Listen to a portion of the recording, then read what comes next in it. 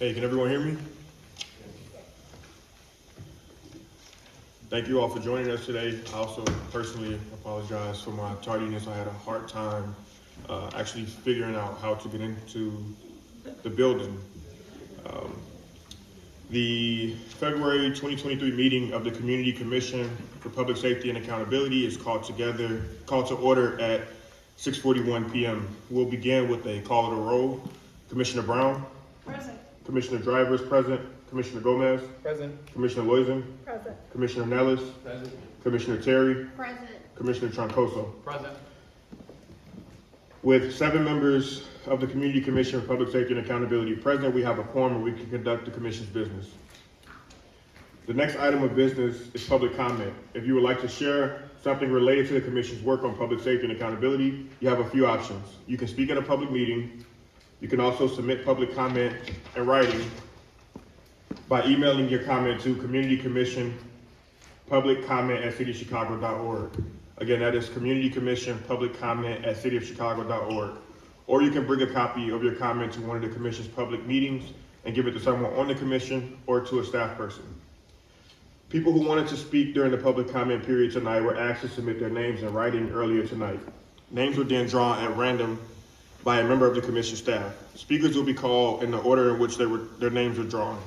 If your name is called to offer public comment, we ask that you approach the microphone and line up in the order in which your name is called. When it's your turn to speak, please say your name, then spell your name, then offer your comments. Each speaker will have 2 minutes. We have allowed a total of 20 minutes of public comment. Also, if there's someone who is not able to come to the microphone, can we make sure that we have a mic that we can bring to them if they're not able to?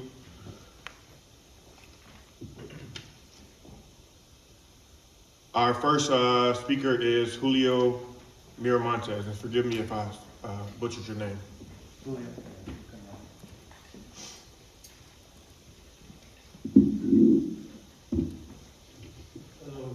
Good evening.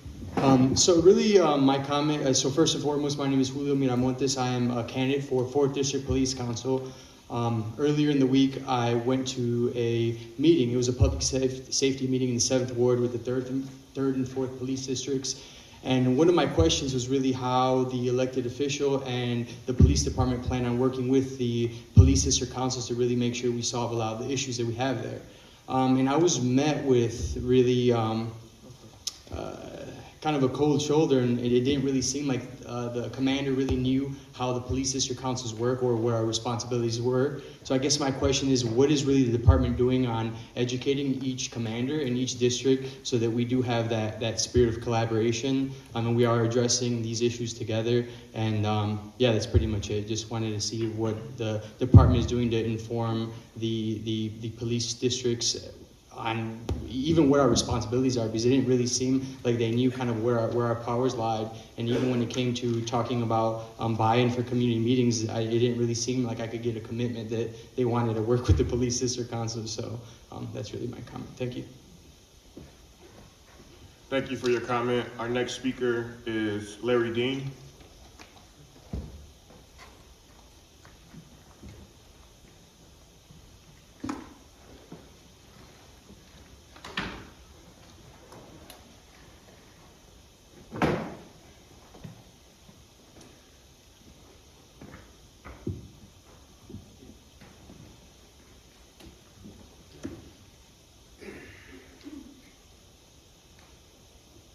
Okay, hi, my name is Larry Dean. I'm a member of the Empowering Communities and Public Safety Coalition. We really appreciate the work of the CCPSA, but we would like to use some of its powers and relationship to raise the COPA standards for disciplinary action. Recently, COPA suspended 2 officers, Enrique Delgado Fernandez and Gerald Williams, for violence against Damian Stewart. Video shows the 2 officers choking and punching Stewart multiple times in the face while he was in prison in 2019. COPA found that Fernandez entered Stewart's cell without permission, initiated physical conduct without justification, placed his right hand and left arm around Stewart's neck without justification, used force as punishment or retaliation, and failed to complete a tactical response report after the use of force. For this, COPA recommended Fernandez be suspended for only 15 days. For this unnecessary and appalling violence against a man already in police custody, Williams served a 15-day suspension in November 2021, and Fernandez served a 10-day suspension in April 2022. This is despite the fact that Williams was also involved in another police brutality case the same year as Stewart's beating. These cases raise substantial concerns about the leniency of COPA sentencing standards for officers convicted of misconduct and brutality. Further review into the criteria used by COPA regarding recommendations for officer discipline is needed because the current policy is too lenient. These standards are very low for disciplining officers who violate rules and abuse their power to the regular use of excessive force. Officers commit acts of violence that would normally result in an average resident being charged with a crime, convicted, and sent to prison. While we hope the CCPSA can preserve what has been a productive working relationship with COPA, we ask that the commissioners remain vigilant and ensure that COPA does not get a pass on scrutiny by the commission and the public. It is especially important that we have a strong and functional COPA with the newly created district councils being created soon. Having community representatives in the neighborhood will bring forward complaints from the community that COPA must be prepared to act on swiftly and justly. Additionally, the coalition understands that police accountability does not rest entirely in the hands of COPA, and accountability mechanisms must be strengthened within all levels of city leadership. Recently, the Chicago Police Department's decision not to fire 2 officers with ties to far-right extremist groups sparked outrage.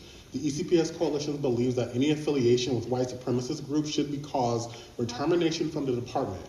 When it comes to light that an officer is a member of a white supremacist group like the Oath Keepers or the Proud Boys, the investigation should include a thorough investigation of that officer's supervisors and coworkers at the time of joining. We must look broadly to address how deeply these extremist organizations have infiltrated the department. Police leadership cannot claim to be unbiased, while officers with a history of racist and anti-Semitic comments continue to work within its ranks. This coalition fought for the ECPS ordinance in part so that there would be representatives advocating for systems of accountability that prevent misconduct, brutality, and extremism in policing. Ultimately, COPA and police leadership should be held to a higher standard of performance, and we ask that the CCPSA be the people's partners in raising the bar. Thank you. Thank you for your comment. Our next speaker, it looks like Lee Braylon. That's good. Lee Bilecki. Yeah, that's close enough. Good evening, everybody. My name's Lee Bilecki. I'm a district council candidate for the 22nd Police District. I attended the last meeting at Olive Harvey, and I was going over the COPA's goals for 2023, and I just had a couple questions relating to that. When you go to the COPA website and you open it up, it says, report an officer or make a compliment an officer.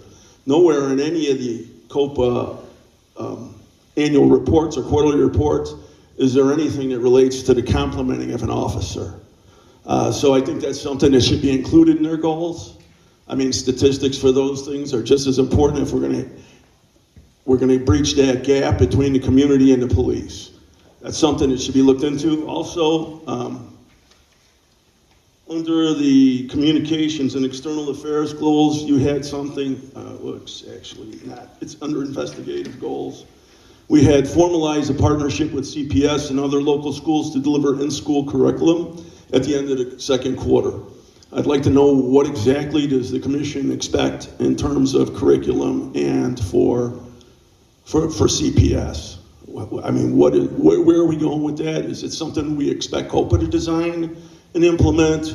What is the nature of that? Or is this something that the commission wishes to introduce? Thank you.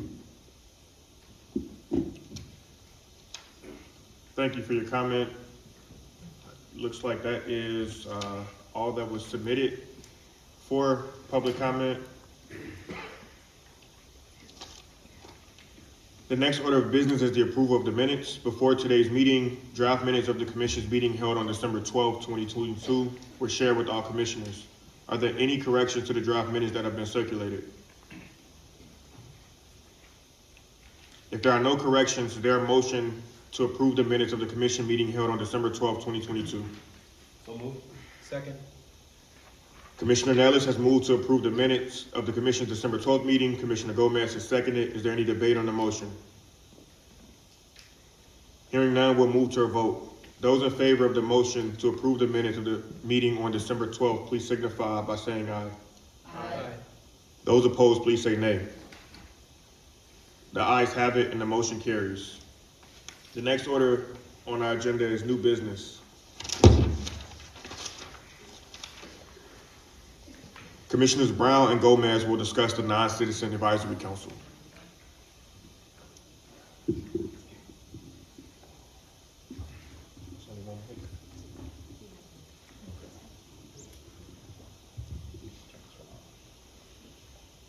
Good evening, everybody. A month ago, the Commission took a historic vote to appoint its first advisory body. Some of them are here this evening, so if you are part of the Non-Citizens Advisory Council, would you stand quickly? Let people know that you're here. Beautiful, thank you. The Non-Citizen Advisory Council is meant to be an internal support that helps better inform the Commission's work while also connecting us to the immigrant communities of the city. The ordinance that created the Commission also required the creation of the Advisory Council. We want to make a few clarifications about this body's constitution. Members of this Commission select the NAC members, we review their applications, we interview them, and we are the ones who work to provide them with meaningful resources to make their work effective. Any Chicagoan who meets a few qualifications can apply directly to the Commission if they wish to serve on this body. The three qualifications are these: residing within the city of Chicago, being a non-citizen or being an advocate for non-citizens in our city, and sharing our commitment to improving public safety. While we have selected 3 members to serve and will be nominating another one this evening, we want everyone to know that we are still looking for applicants. To apply, you can visit our website and apply directly to me or to Commissioner Gomez if you would like to be considered. Our goal is to make the process as inclusive as possible and to support any fitting candidate who wishes to serve on this body. Today, Commissioner Gomez and I would like to nominate Angel Ruby Navarijo to the Non-Citizens Advisory Council. I think Angel is here. Yeah, Angel, come on up. Would you stand at the podium so everybody can see you? Welcome. Angel currently serves as the Constituent Services Coordinator for the 40th Ward Aldermanic Office. He has a long record of public commitment, having worked in Washington, D.C. through the Congressional Hispanic Caucus Institute, having served at the state level in the office of State Senator Mike Simmons, and has experience in immigration policy and organizing. Angel also has a great deal of personal expertise and proximity to both immigration and policing structures. In accordance with MCC 2-80-050I, I move to confirm Angel Ruby Navarijo as a member of the Non-Citizen Advisory Council. Second.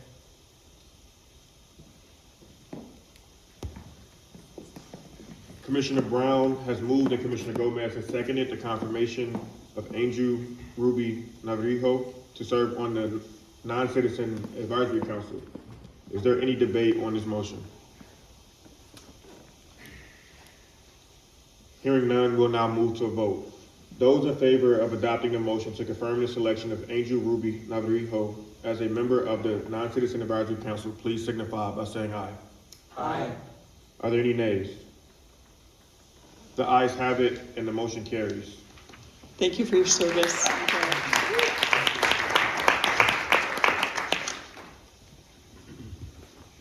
Congratulations, Angel. For our next order of business, we'll be taking a vote on our bylaws and taking action concerning commission committees.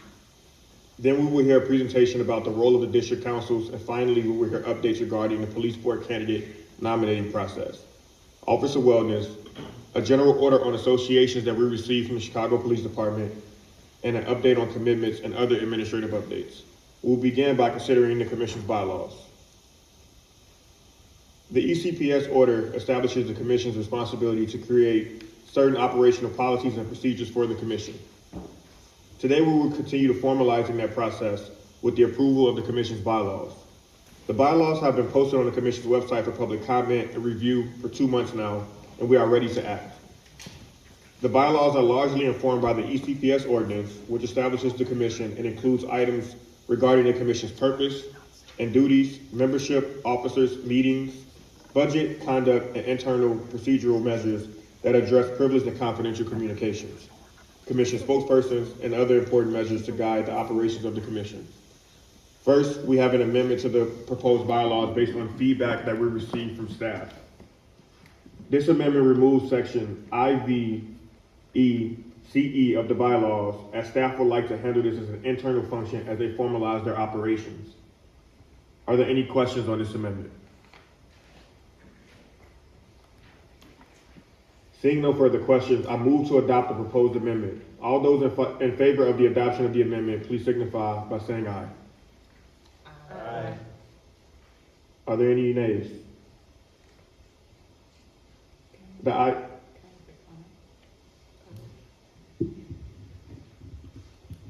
Before she makes her comment, because there was a vote on the floor, the ayes have it and the motion carries.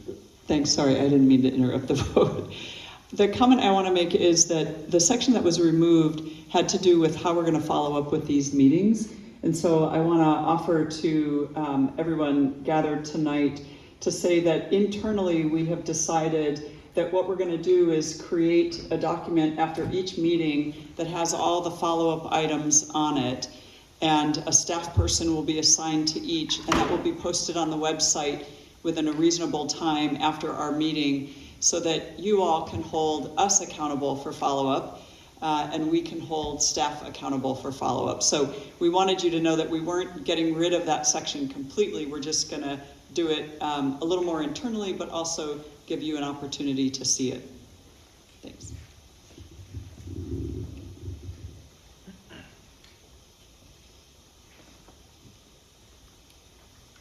Now we will have a vote on the bylaws as amended in accordance with MCC 2-80-050. I move to adopt the proposed bylaws as amended for the commission. I second. Commissioner Driver has moved to adopt the proposed bylaws as amended, and Commissioner Gomez has seconded. Is there any debate on this motion? Hearing none, we'll now move to a vote. Those in favor of adopting the motion to adopt the proposed bylaws as amended, please signify by saying aye. Aye. Those opposed, please say nay. The ayes have it and the motion carries. Our next order of business will be the consideration of a matter concerning committees. Commissioner Gomez.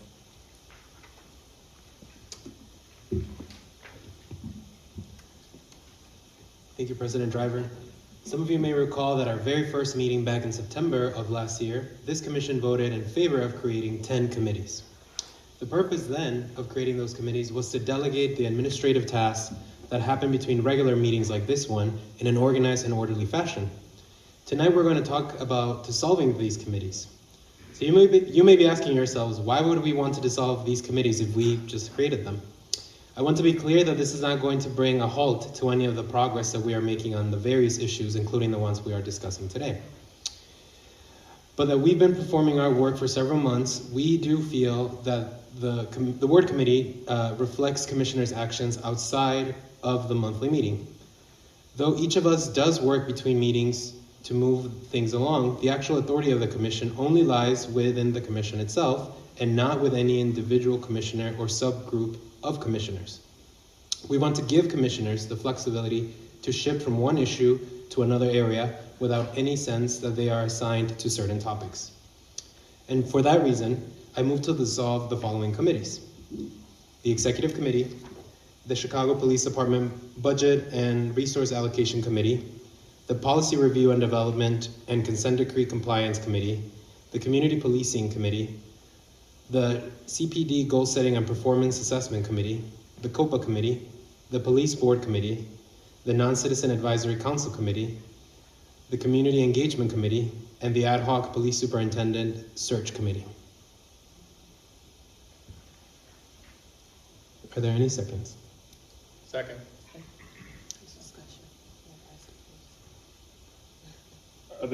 Is there any discussion on the matter?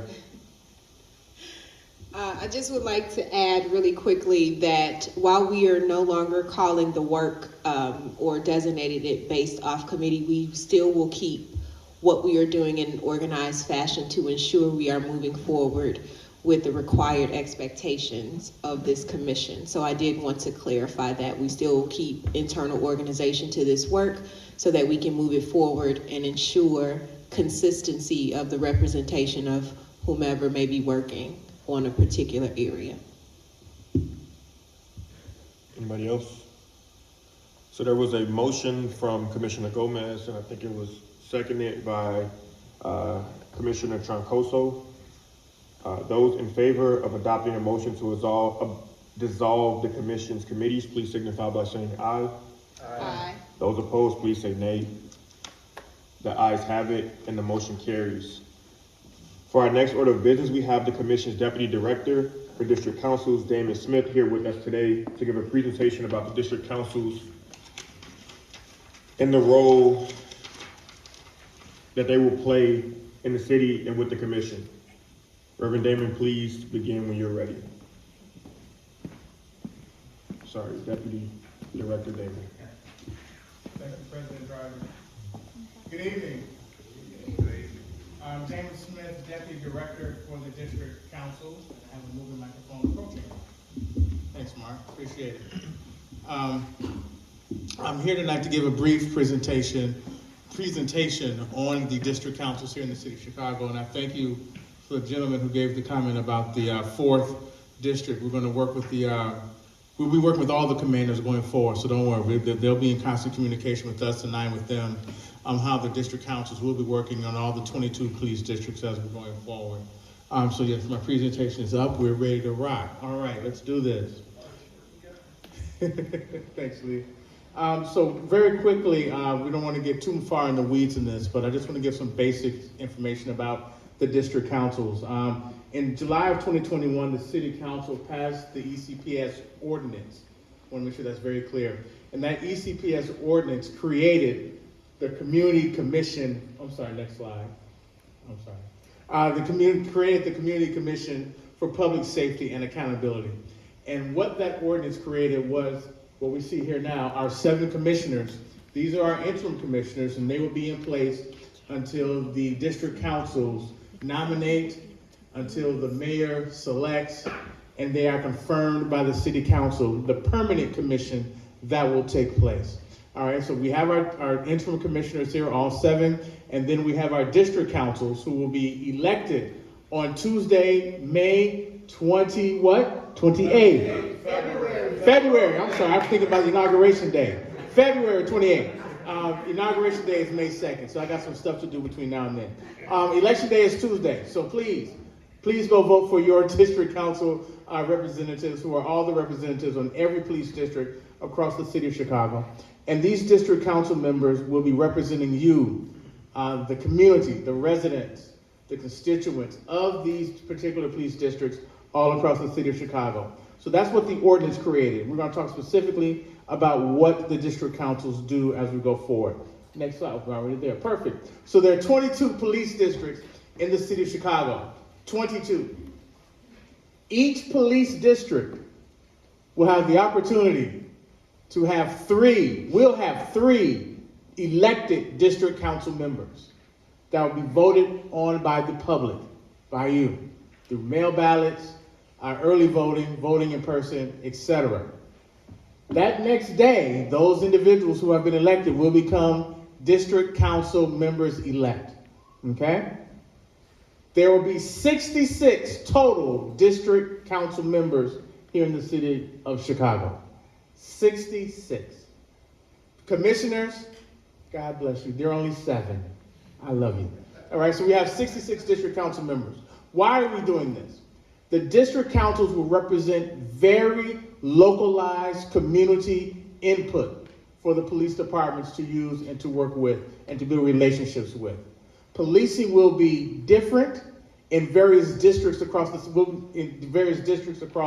city, but yet the goal will be the same: to ensure the public's safety, to ensure accountability in all of the districts in the city of Chicago. The goals will be the same. How it's done will be very localized and developed by the communities that these district council members represent. And they'll be meeting with the communities to get that input and to make those things happen. Next slide, please. So your district councils, they are elected by the people in Chicago. They are elected according to the police districts that they live in. They will be serving 4-year terms. Their job is to represent the people that elected them. That is their job. They will talk to and be in relationship with the community commission, who will be appointed by the mayor, confirmed by the city council, but their names, the original list of names of individuals, will come from your district council representatives. Let that sink in for a minute. The commissioners will be selected by the district council representatives. And then their names will go through the process to be approved and confirmed by the administration and city council. Next slide, please. How are we funded? That's been a question I've heard at many candidate forums across the city of Chicago. Let's make sure we understand what we're talking about. The CCPSA is the entire agency, the entire commission. And we are funded out of a line item out of the Chicago Police Department budget to the tune of 0.22%. They can't touch it, neither can we. It is a calculated formula that funds the entire commission. That means that every district council will have access to financial resources to have new ideas, new resources like mental health, counseling, development, social justice, impact programs, alternative policing programs, or alternative arresting programs. We'll be able to do these programs in every district across the city of Chicago, right? So there is funding available, as well as funding for the commissioners if they deem that they would like to do a program as well. But they have citywide jurisdiction, whereas the district councils have localized police district jurisdiction. So that is our funding. That is where it comes from. Next slide, please. The purpose of district councils. Why are we electing these individuals? What makes this so new, so transformative, and so historic? The district councils are going to build connections between the police and the community. They are going to have relationships with district leadership, not just the commanders, but the desk sergeants, the captains, the patrol officers. Because there may be individuals in police districts who just are having a bad day that may not need to be arrested or apprehended. Or the citizens, the residents may have questions about crimes that have gone unsolved. How can we move these things along? What we can do to get witnesses to come forward and protect them and keep them safe? The district councils will help facilitate those relationships. And that is what they're going to do, building those connections between the police and the communities that they patrol, protect, and serve. Next slide. They will collaborate in the development and implementation of community policing initiatives. Let that sink in for a minute. The community is going to be able to design and implement initiatives to help keep their communities safe. They will be telling, the community will be telling the district councils what it is that they would like to see, like what they would like to have happen, how they would like these exchanges and the interchanges to happen, as well as hear information from your police districts. What are the challenges that our officers are facing? What are the issues that they're dealing with to help keep these communities safe? So it will be an ongoing collaborative conversation between the community, the residents, and the police department. Next slide. Ensure regular community input for the commission's efforts. The commission has monthly meetings, the last Thursday of every month. The ordinance mandates that your district councils have a monthly meeting in the police district. At least, I heard someone say it, yes, at least one meeting. That meeting will have the community, the district councils, and representatives from that district. This information will be collected, data will be collected, it will be transformative and transmitted and shared, used in collaboration with each other to develop better practices in these police districts. And the information will be shared with the commission. The commissioners will have advice, may have pointers, may have better practices that they have dealt with that will help the district councils do their jobs even better. right? So all of this information is going to go back and forth, constantly moving to make sure that we have the best public safety and accountability in all of our police districts across the city of Chicago. They will ensure that within each district, there is a forum and opportunity for the district residents to raise concerns, worries, issues, challenges, and problems that they have with their local policing. This will happen at least monthly. At least monthly. Your police officers who are walking your beats, driving your beats, need to know what's going on, needs to know what can be done better. Sometimes officers may not be seen, and the constituents, the residents, may want the officers seen in their beats more often, right? So these are opportunities to share that kind of information. The residents know what's going on in their communities better than anyone. They are the experts. So let's inform those individuals who are patrolling, who are keeping us safe, who are supposed to keep us safe. Let's give them all the information so that they can do their jobs better than they have before. We also make special accommodations to listen to the youth and those who are non-citizens, because they have challenges and interactions with the police that we don't have, right? So we make sure that there is space for them to vent their concerns, share their concerns, and also come up with ideas to be implemented in these districts to improve those relationships and make things better. Now, this is not just an opportunity for the district councils to be kings and queens of their various districts. They are held accountable to the commissioners. The commissioners have a mandate as commissioners. And one of the things that they have to do is ensure that the district councils are doing their jobs. Are they having their meetings? Are they meeting quarterly with other district council members? Are they meeting at least annually with the commissioners? Are they instituting best and better practices according to the ordinance to improve public safety and accountability? If they are not, the commissioners hold them accountable, give them an opportunity to correct course, and make sure they're providing the best public safety and accountability for their district. The reason why there are 7 commissioners from across the city, so that we have at least 7 perspectives on how this is supposed to be done. And also make sure that it is very localized, because a broad stroke approach has not worked here in the city of Chicago. One size does not fit all. So the commissioners will hold the district councils accountable. They'll be reviewing the minutes and the agendas and the votes to make sure that what is being done to make best the communities for the districts, for the police districts that people live in. Next slide. Flipping.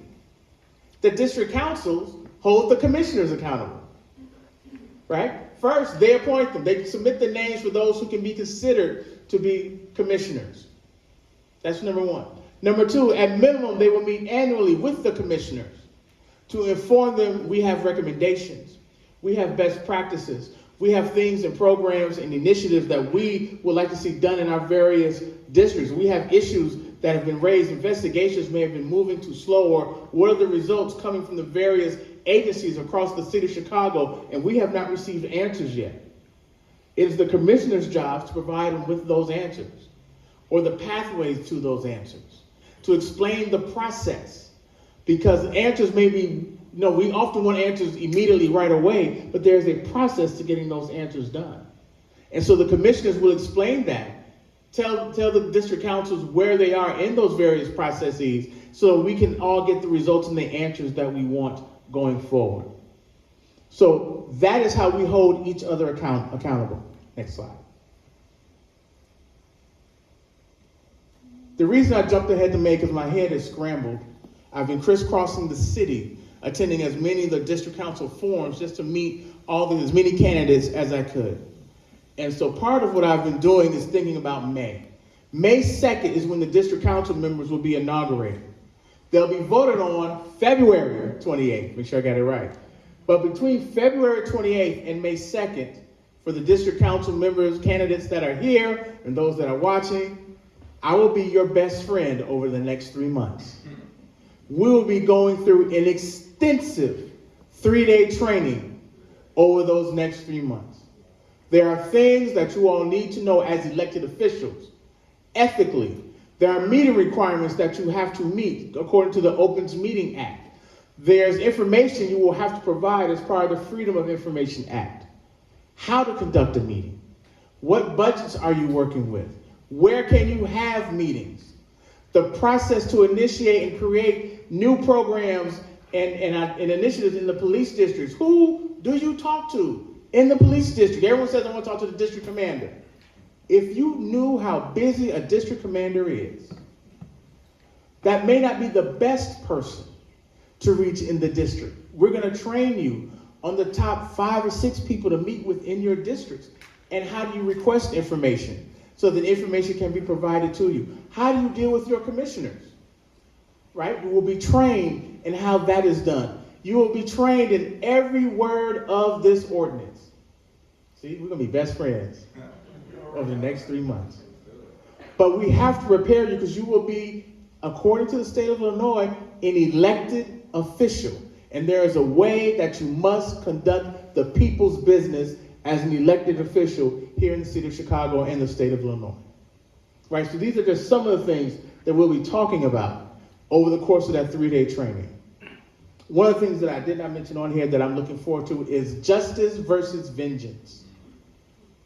Justice versus vengeance. That will be a training that our district councils will be going through. Right, because you will have power. How do you justly use your power and not look for revenge using your power? Right, so after the election, which is February 28th, you will be going through a 3-day training, which you will get notified about on the next day, March 1st, so that you will be prepared on May 2nd when you are inaugurated to hit the ground running and get started doing your work. Next slide, please. Stick it. So, what will each of the district councils do? Have to do. One, as I mentioned earlier, you must hold at least one monthly meeting to discuss the district council's business in that police district. 2, you will work with your district commander and the community members to help develop and implement community policing initiatives. Many times the commander will assign someone to assist us with this process. Number 3, delegate one or more district council members to attend quarterly meetings with representatives from each district council to identify trends and concerns. Right? We will train you on how to do that, how to identify trends, and we have staff to assist you. But all the district councils don't have to be at every meeting. There are 3 of you in each district. You can delegate representatives for each one of these assignments. 4th, delegate one or more district council members to attend an annual meeting with representatives from each district council to propose priorities to the commission. Now, the commissioners just went a grueling and intensive yet successful goal-setting process, which happens in November, December. So this annual meeting will happen usually later in the fall to prepare for the goal-setting time of year. All right, so start putting that on your calendar now. Work to develop and expand restorative justice and similar programs in the district. Some districts have very active and successful restorative justice programs. Some have none. So let's figure out what we can replicate in districts that can do this work to help our police and to help our community, most importantly, with restorative justice. Encourage department members to facilitate access to community resources. There's money out there, grants, in-kind gifts, to create these programs, to bring in experts, to help facilitate conversations, peace circles, restorative justice, alternative programs. Help us develop those programs and initiatives in each district so that we can respond to the needs of these districts. That's what your district councils are supposed to do. Assist and engage with members of the public, including gathering input from the public regarding public safety and policing in their districts. There's a distinction there between public safety and policing. If we focus a lot more on keeping the public safe, we might be able to reduce how policing, or change how policing is done in our districts, right? But we need the district councils to represent the community so we can get that information and understand how we're going to do that and make it better. Of course, you have to publish reports and make sure they're available and posted and shared, because we are a fully transparent commission. That must be done as I destroy the microphone. Lastly, exercise any other powers delegated to it by the commission. The commissioners may notice a series of trends in a particular district. If they do make if they do see these trends, they may make some recommendations to the district council. These are some things you all may want to think about doing. These are some things you may want to change. These are some things you may want to stop, or these may be some things you want to increase, right? So they will have input as well. That, I believe that's it. Next slide. I think that's it. Make sure I'm done. Oh, yeah, I did that one. Good job. See? Good job. Those are your district councils. That is what they have to do. Now let's make sure we review this. 1, February 28th, everyone make sure they vote or have voted by then. May 2nd, district council members will be inaugurated. District councils must have at least one monthly district meeting with district leadership and the community. They must have at least one quarterly meeting, or send one representative to attend the quarterly meeting to meet with the other representatives of the district councils across the city of Chicago. And there's at least one annual meeting with the representatives of each district council and the commissioners to develop better best practices, have input on goal setting, look at trends, things that need to be changed, edited, deleted, altered, or increased, so the commissioners can prepare their documents as they're going forward with what they have to do come on November and December for goal setting. At minimum, the district councils will succeed if the public succeeds in attending and participating in the meetings.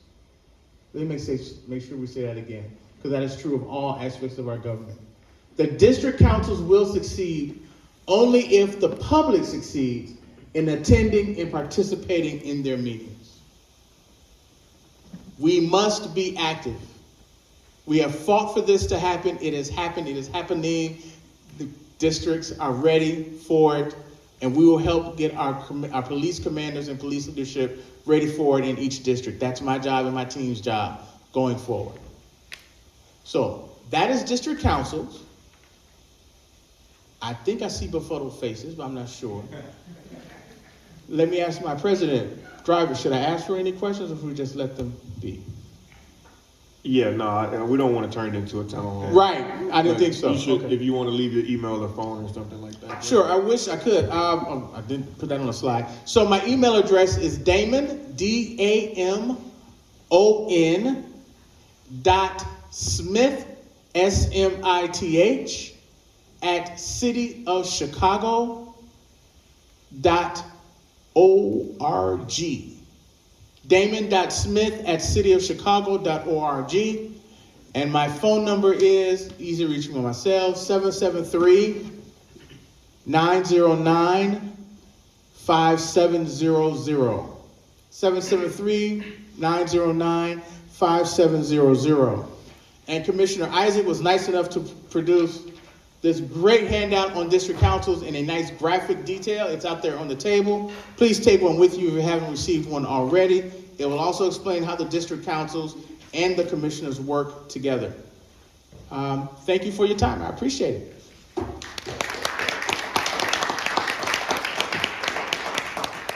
Thank you, Deputy Director Smith.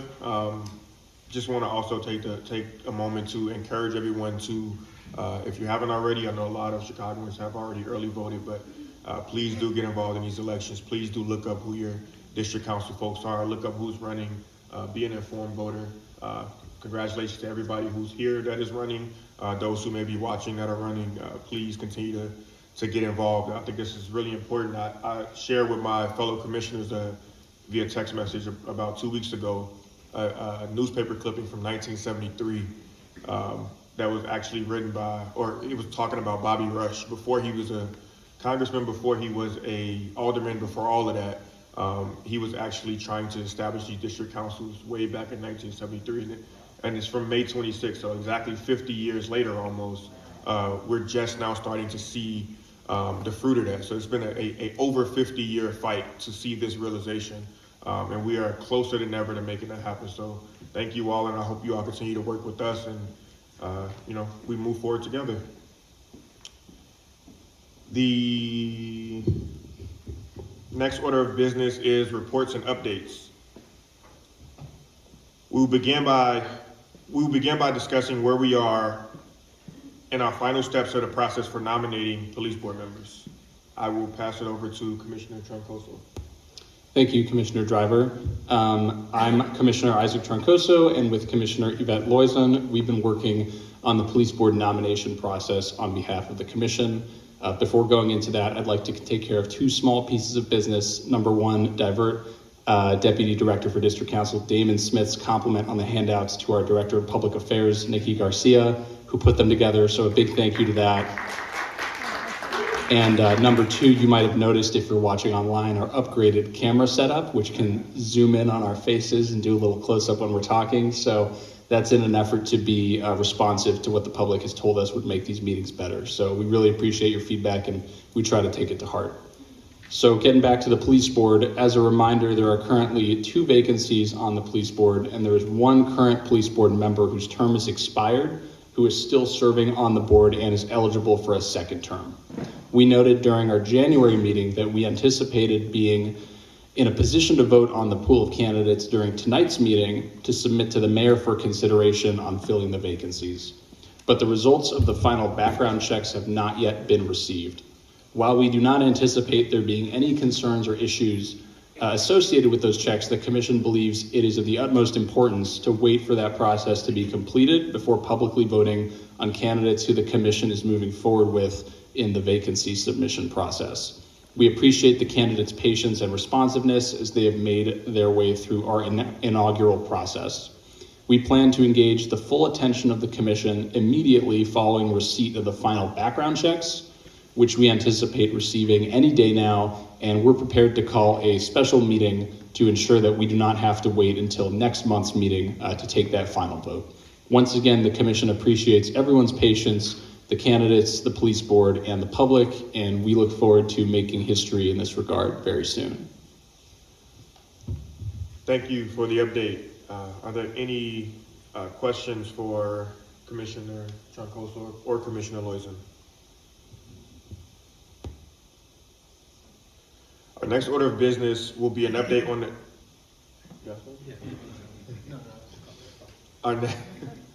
Our next order of business will be an update on the commission's efforts regarding officer wellness. I will pass it over to Commissioners Gomez and Loizon. All right, thank you everyone for being here, and I'll just preface this by saying it's going to be a little bit long because we have a few things to say, but we are thankful for all of you being here. I voted today, and that was really powerful, so thank you for that. So my name is Osvaldo Gomez. I serve as Commissioner of the West Side. I'm a community organizer, a student, and a very proud Chicagoan. I know that being here for a lot of you is already an incredible task to ask after a busy day of doing a lot of things. I want you guys to know that we are incredibly thankful and that we promise that you will all leave today feeling a little bit more informed, empowered, and activated. So before I actually begin telling you a little bit about my remarks, I want to name a key fact about myself. I was appointed to serve on this commission not only because of my professional expertise and experience, but presumably because of what I've lived through, or rather, because of the things that I carry with me, having grown up a poor boy in the city of Chicago. I've experienced what a lot of Chicagoans have experienced. A fear, both of loud noises at night, but also of surprising blue lights. I share this fear with you only because I want to illustrate a key reality about the people who live in this city. Many people, including myself, are on a journey to heal trauma that has impacted us. And we're doing that while also trying to ensure that others around us are safer than we were. This commission's main mandate is simply to further public safety.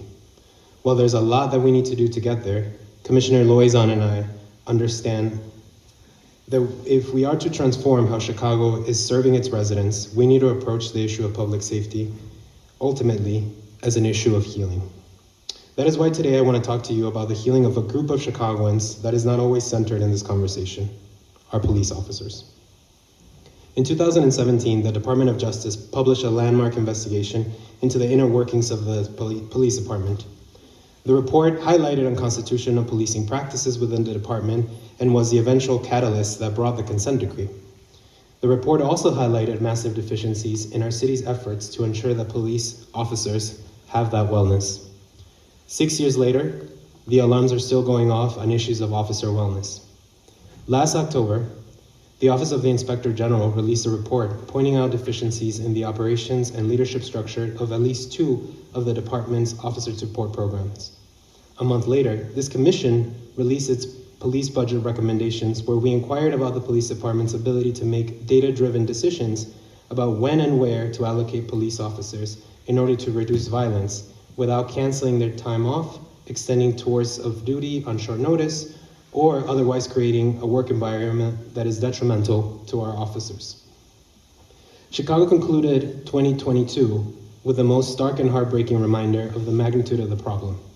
In a single week last December, 3 officers took their own lives, bringing the total number of officers to 7 just in 2022. But regardless of any statistic, Commissioner Loizon and I know that the pain felt by those who've lost a loved one and the overall impact that this crisis has on the whole city is incalculable. In addition to that heartbreaking statistic, Commissioner Loizon and I also know that the police department has experienced unprecedented attrition and has great difficulty in hiring and retaining police officers. Now, as enumerated by our guiding ordinance, the Commission is tasked with ensuring public safety, ensuring that department activities are directed towards maximizing public health and safety while also minimizing any harm to city residents. We're also tasked with building trust, improving interactions between and among the department and the people it serves, as well as ensuring that the department resources are not used inefficiently to address public health or safety issues that other professionals are better equipped to address. And lastly, we are also tasked with encouraging preventative, proactive, community-based, and evidence-based approaches to public safety.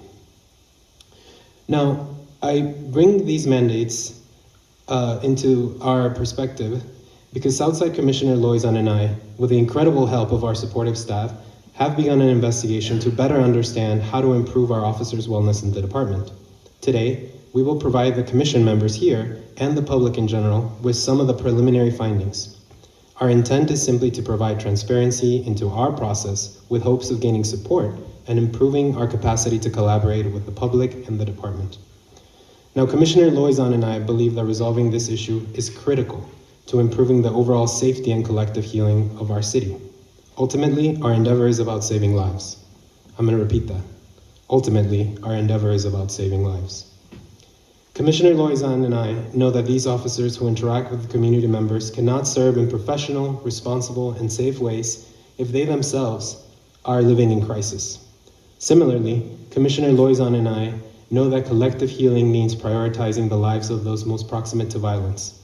To make this work truly impactful, we need to hear from the officers and family members who are most impacted. Now, I noted earlier a thing about myself. I'm still working to heal the scars that this city has left on me. I know that conversations like this can elicit fear, skepticism, and perhaps even shame. But real healing takes courage and vulnerability. Now, we have heard a little bit about our preliminary work, and Commissioner Loizon will expand on it shortly. Officers and their families feel alone, unable to access resources, and unfairly mischaracterized by the media and the public at times. As experts that we've talked to have suggested, this same symptomology is also shared with the communities in the city that see both high rates of police violence and community harm. I hope that my words can both highlight the necessity to solve this problem and can inspire folks to collaborate with us. Now, I'm going to turn it over to Commissioner Loizon, who will tell you a little bit more about the work that we've been doing up to now and that will explain the process that is going to follow. Commissioner Loizon.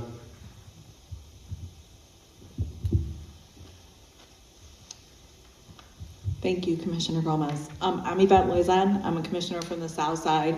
I live in the Beverly neighborhood, which is the home of many first responders and police officers that serve our city. I also spent the majority of my professional life as an attorney in the Chicago area, working with CPD and police officers across the entire state. There are plenty of police officers that are dedicated professionals who take their duty to serve and protect very seriously. And in the course of our investigation and talking with police officers within CPD, we have heard from them repeatedly that they desperately want to be positive difference makers in communities. They also have told us that they want to be catalysts for change, and they believe in reform that rebuilds relationships of trust between them and the communities they serve. I want those things too. So does Commissioner Gomez. Some of that change and reform begins with officers having reasonable working conditions that are conducive to wellness. As Commissioner Gomez pointed out, this body is dedicated to creating evidence-based solutions that are co-created with the help of those most impacted by the issues we face. Throughout our investigation, we have talked to many subject matter experts, mental health practitioners, and leaders within and outside the department. We have read up on the relevant reports, news sources, and research to better inform our understanding. We have even conducted our own independent focus groups and interviews with officers and command staff to better understand their perspectives. In the coming weeks, Commissioner Gomez and I hope to continue this evaluation of the CPD's progress and shortfalls when it comes to officer wellness. We will continue our conversation with law enforcement, mental health, subject matter, and policy experts to further our understanding of persistent problems and to learn about possible solutions. We will also listen to all of you, the members of the public, and we will consider your written comment and any other information that you would like to share with us. Commissioner Gomez and I will also speak to key public safety officials within the department, at the Inspector General's office, and on the Independent Monitors team. Most importantly, we want to elicit the participation of current and former officers who can help us understand from a personal perspective the difficulties they encounter. As Commissioner Gomez said, while these conversations can be hard, it is the exercise of coming together that helps build trust to create humane solutions to our problems. Commissioner Gomez and I intend to give you and our fellow commissioners an opportunity to hear from some of the experts and leaders at a public community commission meeting so that we can collectively illuminate both the problem scope and its possible solutions. While it is true that our investigation is still ongoing, we do want to highlight some of the key areas of concern.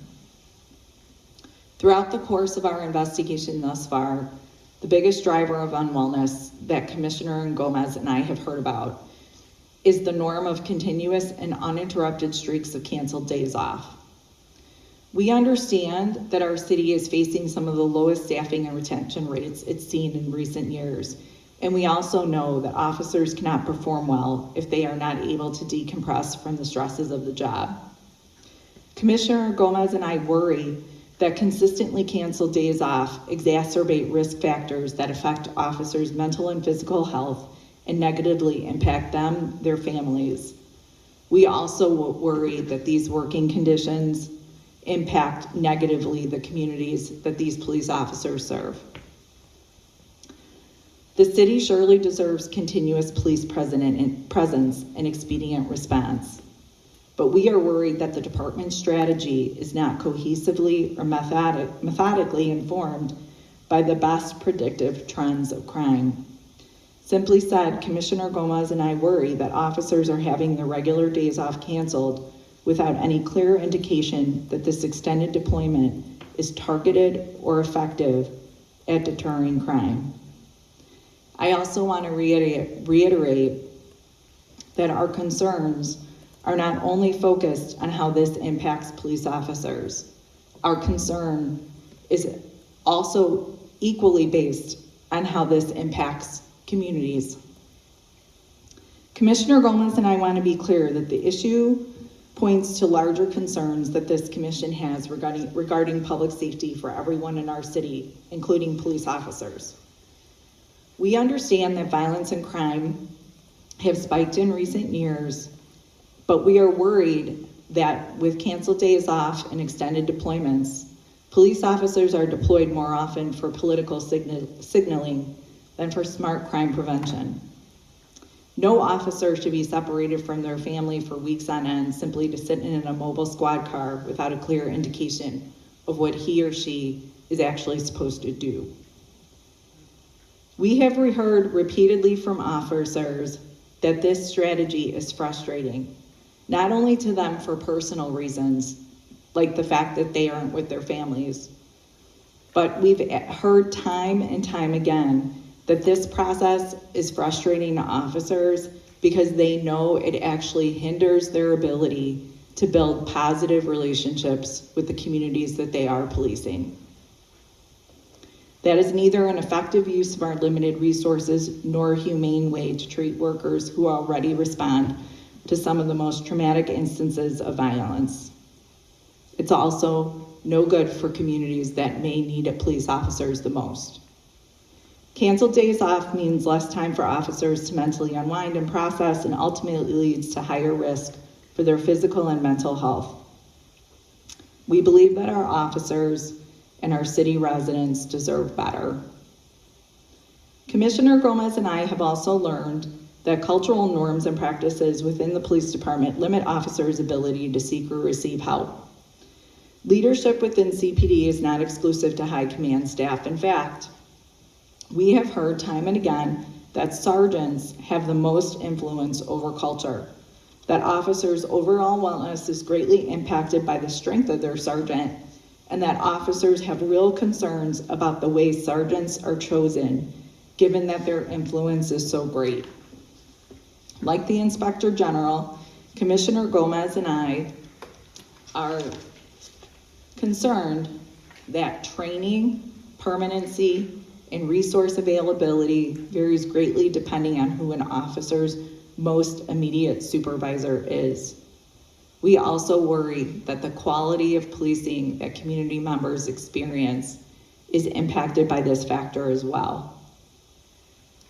Commissioner Gomez and I believe that sergeants and lieutenants play an important role in shaping the culture of the department at large. This culture often inhibits individual officers from seeking help due to stigma, fear of losing their job, or alienation. Reshaping the culture will have to be an aspiration that we take on, again, not only for the benefit of police officers, but for the benefit of the communities that they serve. We have also heard at length that police officers worry about uncertainties in their disciplinary processes that can cause a great deal of emotional stress, not just to community members, but to officers as well. This commission plays a big role in determining the structure and practices of the police accountability infrastructure. We know that officers can have mortal impacts on the lives of the people they serve, and thus it is extremely important to hold them to the highest standards of professionalism and ethics. Over the coming weeks, myself and Commissioner Gomez, our staff, and our partners will continue to explore this issue. We will continue talking to officers and the relevant stakeholders that influence the disciplinary processes and officer wellness as a whole. And again, I want to reiterate, as we said before, that on this issue, feedback should not only come from the Chicago Police Department and its leadership, but it should also come from members of the community who are most impacted by the quality of policing. Commissioner Gomez and I know that this is a lot to take in. It's a weighty issue. We want to thank you for giving us your time and attention. We first brought this issue up in our budget hearing at the end of October, and it's taken us some time to be able to report back to you about it. But we hope that today can serve as an opening to create continued collaboration between us, the department, police officers, and the larger Chicago community. As Commissioner Gomez mentioned, every single one of us deserves healing, and Commissioner Gomez and I are committed to working towards that, not only for members of the police department, but for members of all of the communities in our city. Thank you.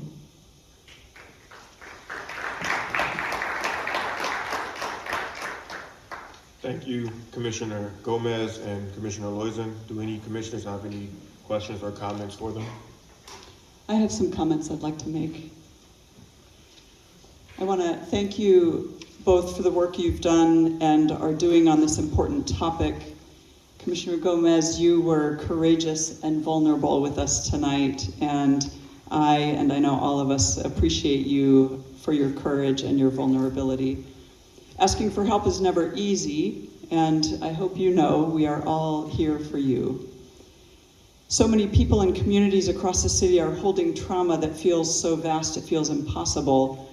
You've reminded us tonight that healing is always possible, and there are many concrete actions we can take to facilitate healing for ourselves, our communities, and our city. I would like to add some things to what you have said. As a pastor, I've spent 31 years working with people on wellness. You didn't think I was that old, did you? I'm old. All different kinds of wellness is a part of what I've been doing with my professional life. It matters deeply to me. What isn't clear from what you have said so far is what actually constitutes wellness. What does wellness look like, sound like, act like for an active duty CPD officer? What does it look like to CPD? What does it look like to the public? And are we all on the same page about what wellness looks like? As the investigation into this continues, let's be sure we have identified specifically what we are talking about. I appreciate that you stated clearly that healing police officers is directly tied to public safety. When we have officers who are not well, as you said, they not only put themselves in danger, they are putting all of us in danger. You highlighted the issue for us of officer suicides. There's no question that the officer suicide rate in Chicago is far too high. As you know, not all of the officer suicides involve active duty officers. Some have left the force and then later committed suicide. Either way, any number over 0 is too high. At this point, we don't know why officers are committing suicide. Neither does CPD, or if they do, they're not sharing that information. It's difficult to investigate reasons when families are in so much pain. What you did not say that I want to be sure we connect to is the also high rate of officer-involved shootings in Chicago or use of excessive force. And when I say officer-involved shootings, I mean those under questionable circumstances. These are also indications that an officer might not be well. When we're investigating officer wellness, let's be sure to include these in our investigations. I'm glad you've lifted up the many officers who serve their communities as dedicated professionals and who truly want to make a difference. I agree with you that there are many officers who are committed to that and to rebuilding trust with communities. I also agree with you that working conditions are a part of officer wellness. I was surprised when you said the biggest driver of wellness is the norm of continuous and uninterrupted streaks of canceled days off.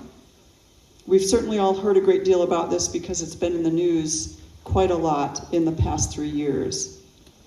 What I'm troubled about is that at the same time we keep hearing about days off getting canceled, we're also hearing about the officers who are employed as security officers or guards when they are off duty. When I was on the mayor's transition team for public safety in 2019, I sat in a circle with mostly supervisors in white shirts from CPD. They shared their concern for officers who were working secondary employment and then coming back on shift for CPD. One supervisor told us that in a more extreme example, one officer worked a 12-hour shift at CPD, a 12-hour security shift, and then came back on duty at CPD for another 12 hours. If we're going to engage in any conversation about days off being canceled, we must include secondary employment in this conversation. CPD does not track secondary employment for their patrol officers.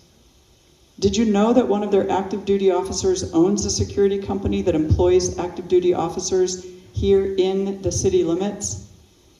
Besides the blatant conflict of interest, CPD does not track this. Now, in all honesty, I wouldn't want my days off canceled either. It sounds terrible, and it's horrible for the families, I'm sure. What I'm asking for is that there is a way to track how many officers are working secondary employment on their days off. I appreciate that you lifted up tonight that leadership is a consistent theme in the area of officer wellness, and one that we need to continue to investigate. How the leadership creates a culture of help and wellness is extremely important. We need to include in this looking at how often officers have different supervisors, and how often and how many officers are being supervised at one time by one supervisor. That too contributes to wellness. My last comment is related to the discipline process. After sitting through the subject matter hearing yesterday of the Public Safety Committee, in which they spent close to 3 hours trying to figure out why the police officer with ties to the Proud Boys is coming back on duty on March 1st, I have a hard time wrapping my head around how the discipline process impacts officer wellness. As it is, some officers commit egregious acts because they don't think they'll be held accountable. As a community organizer and pastor, it often sounds and feels as if the disciplinary process favors officers. I appreciate that you lifted up tonight that the disciplinary process also impacts victims and victims' families' wellness as well. I am with you 100% on exploring restorative justice practices because I believe in them. At the same time, I want us to be clear that every organization that serves the public should have a lengthy and thorough disciplinary process. You should see the church disciplinary process. I would like to recommend that we look at the disciplinary process openly from all sides. Is the process too long, too short, too laborious, not laborious enough, too harsh, too lenient? If we're going to be looking at it, let's look at it from all directions. Thank you. Thank you. Are there any more questions or comments in regards to this matter?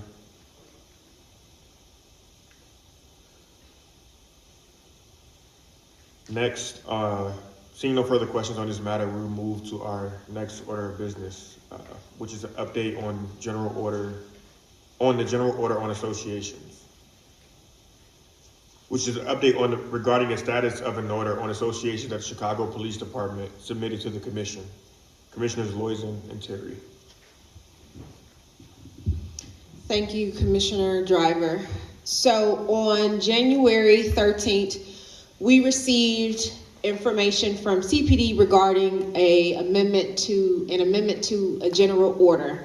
Many of you should have received our one-pager document. If you have not, we do have more of them outside, and this will be posted onto our website.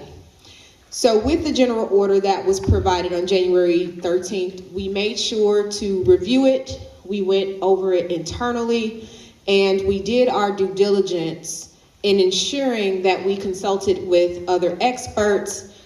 And after that, we compiled a list of questions, considerations for CPD, which we did share with them. I'm happy to share that we met with them recently, and the meeting was very productive. It was collaborative, and we agreed it was beneficial to us and CPD about what we were thinking. And we learned that COPA and OIG had also weighed in to the general order that had been provided to us. We are currently awaiting revisions that incorporate some of the ideas that we had as a commission, as well as some of the ideas that came from COPA and the OIG's office. We will share that information when we have it. Currently, we have until March 14th to respond to the draft, and we are looking to find other methods beyond our email comments to cultivate a higher level of meaningful community engagement. So we do hope that you all take advantage of understanding what is a general order, what is the current general order status, what is being proposed, and if you have any input, please feel free to reach out to us. Thank you. I just wanted to add that we are reviewing this general order preliminarily. So for those of you who check out general orders when they're posted and use the comment period to provide your thoughts to CPD, you haven't missed that opportunity. This is before that opportunity. So once the general order is in a draft form that can be posted for public comment, CPD will still do that. This is not in place of public comment. We just haven't quite gotten there yet. Thank you for the update. Do any commissioners have any questions or comments for Commissioners Terry or Liaison? I have a question. Will there be any, within the changes, will there be any definition of hate speech or definition of hate symbols? Will that be included at all?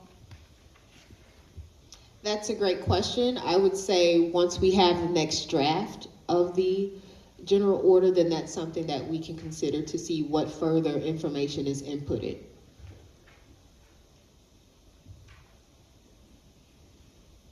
Any other questions, comments from commissioners? Seeing no further questions on this matter, we'll move to the next order of business. Our next order of business will be an update regarding the status of CPD commitments from previous meetings. And I'll pass it back to Commissioner Liaison. Thanks. On October 24th of last year, we had a special meeting on the proposed police department budget for 2023. At that meeting, we had an opportunity to speak to Superintendent Brown, and both President Driver and I had a very extensive conversation with the superintendent about a lot of issues related to the budget.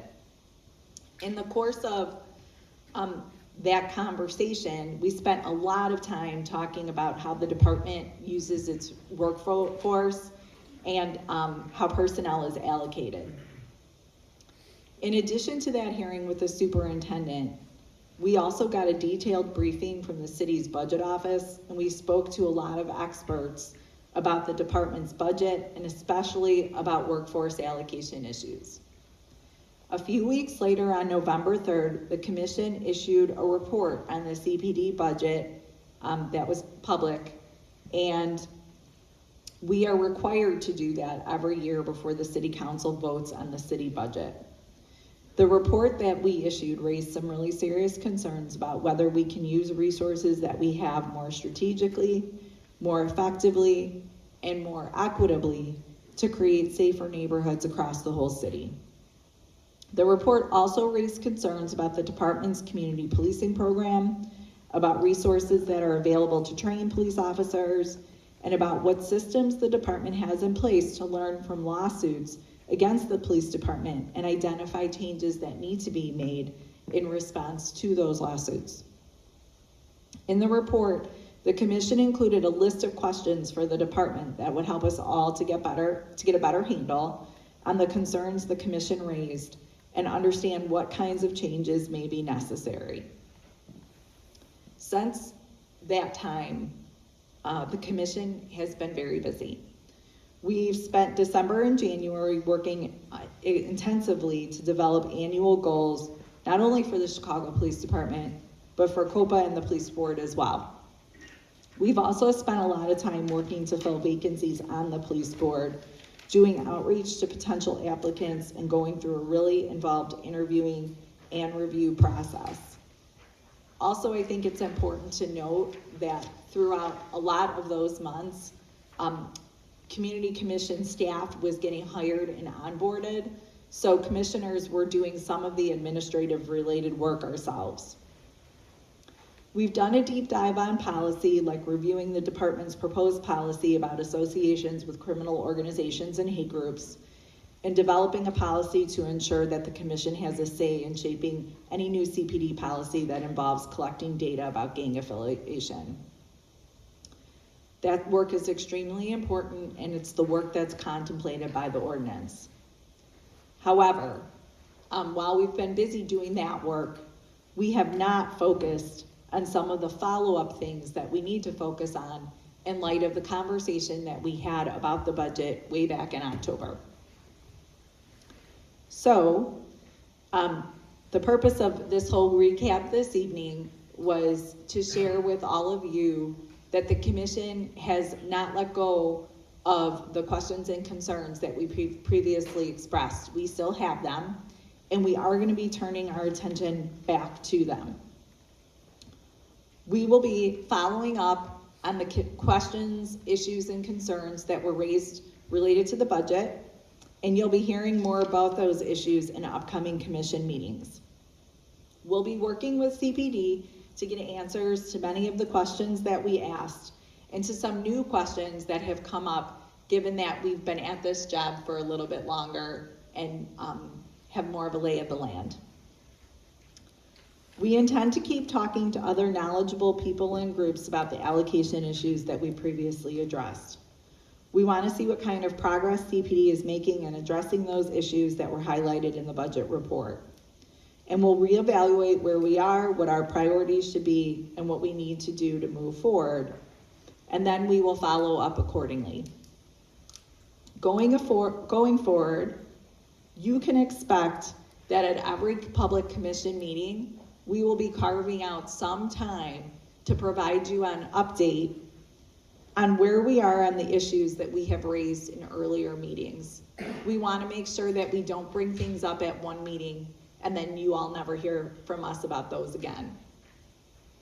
We hope that these reports will help us to do our jobs as an oversight and accountability body, and we hope that by doing it this way, it will make it easier for all of you to hold us accountable.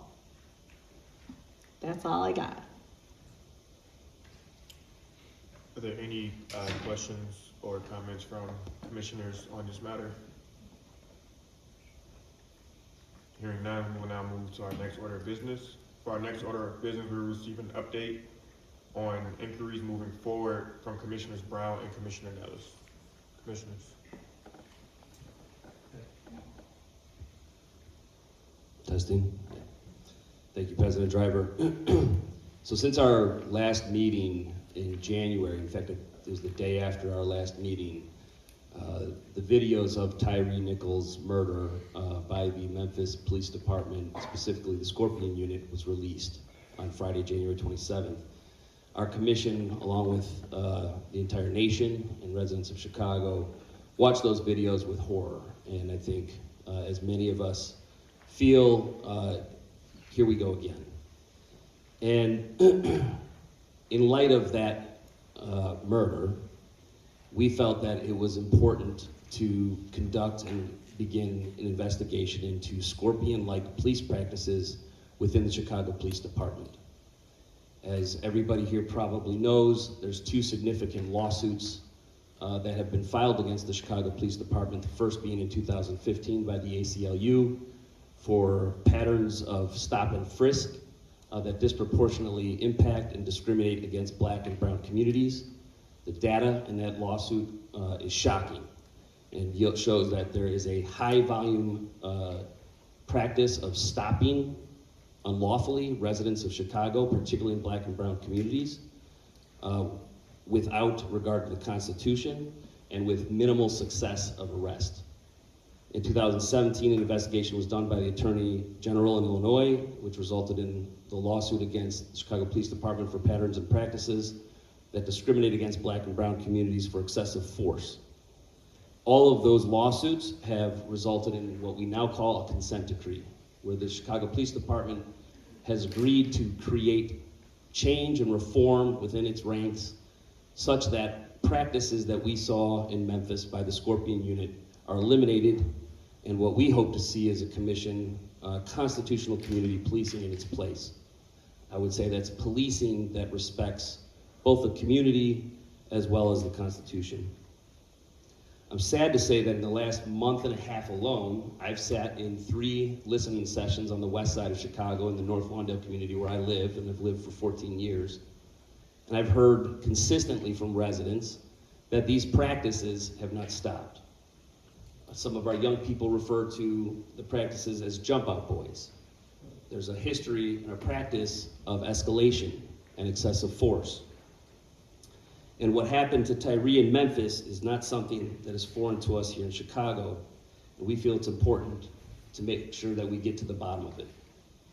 So with that, we have decided to start working with CCPSA staff to draft data inquiries and requests that we'll be submitting to the Chicago Police Department. The goal of which will be to identify not just units, although of course a unit with a name of Scorpion that has a specific charge to do high volume stops is particularly problematic. But the investigation we want to lead goes beyond that into any and all practices and cultural norms, trainings within the Chicago Police Department that produce such type of policing, whether it's in a specific unit or in patrol or in detectives or any other citywide area gang unit. Any such practice by any officer is completely unacceptable. And I do think it's worth stating that violence of all kinds, whether it's domestic, gang-related, or police, is condemned. It's unacceptable, and excessive force must end. So with that, we're going to, in addition to issue inquiries and data requests that helps us understand the training and practices of the Chicago Police Department, we are also going to do an inquiry in what's called constitutional community policing. What is the alternative? What is the better way forward?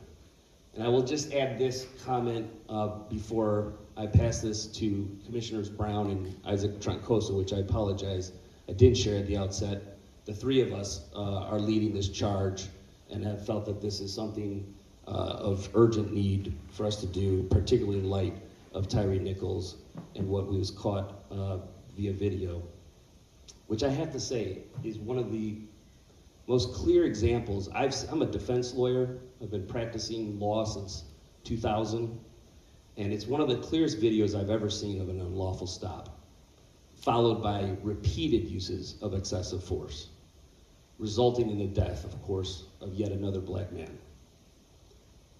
I won't elaborate on the unlawfulness of the stop, but it's shocking. I will say it's absolutely shocking. And I completely lost my train of thought now. I apologize, I did not write out my comments tonight, but I know that the last thing I wanted to share was that we're going to launch inquiry into constitutional community policing, and we want to share the results of what we learn about the practices of the police department, also what we learn about constitutional community policing with the public in future meetings. Is there anything, Commissioner Brown or Commissioner Troncoso, that I left out?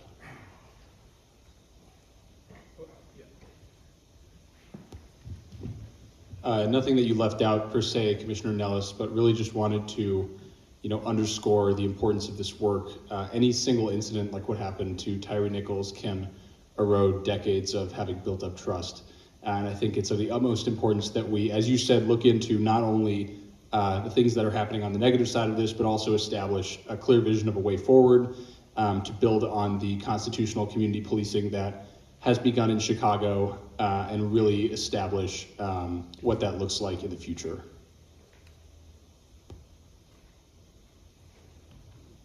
Thank you all for the update. Are there any other questions or comments from commissioners on this matter? If there are no questions, we will move forward with our next order of business, which is miscellaneous business.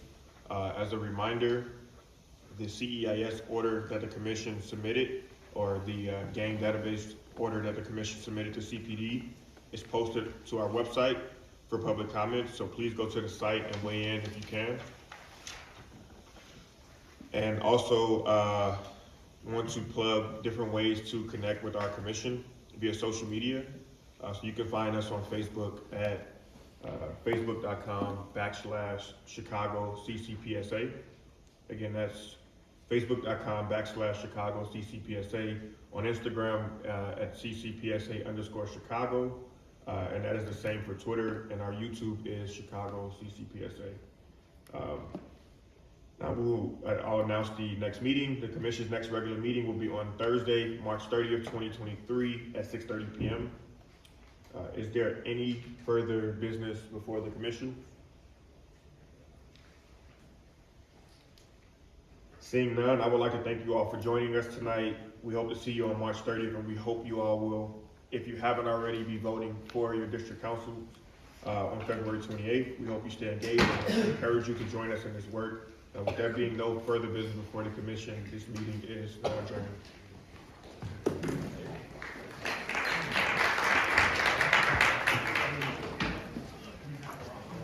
We gotta get you a gavel.